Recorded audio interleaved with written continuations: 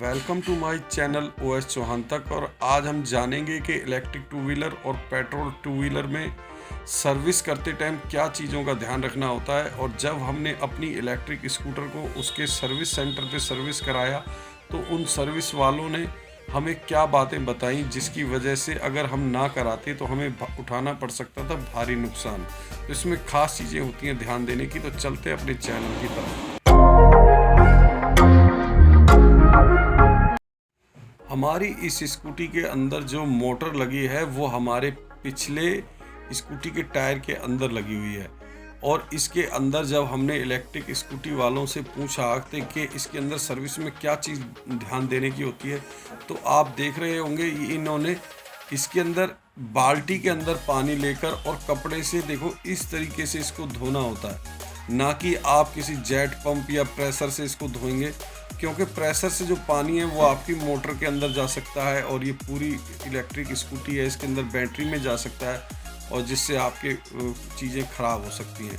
तो ये हमारे दोस्त ने अब देखो ये सर्विस करते टाइम हमारी स्कूटी इसी तरीके से धोई है बाल्टी से और उससे पानी में भिगो के। तो इसी तरीके से देखो पूरी तरह से साफ़ कर दिया। अब इसको थोड़ी देर के लिए इन्होंने धूप में खड़ा कर दिया है।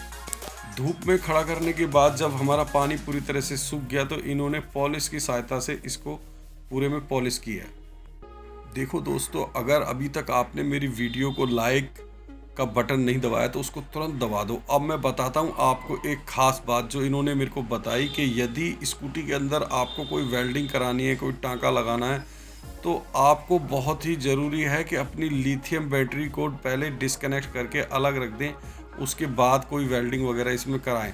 क्योंकि एक बार इन्होंने बताया कि किसी ने बैटरी लगी हुई थी और वेल्डिंग वाले ने कोई बात नहीं मैं वेल्डिंग कर देता हूं, और वो जैसे ही वेल्डिंग करने लगा वो ओवर हीट की वजह से पूरी बैटरी जल के ख़त्म हो गई और उसमें 30,000 रुपये का नुकसान उस बैटरी की वजह से उसको उठाना पड़ा।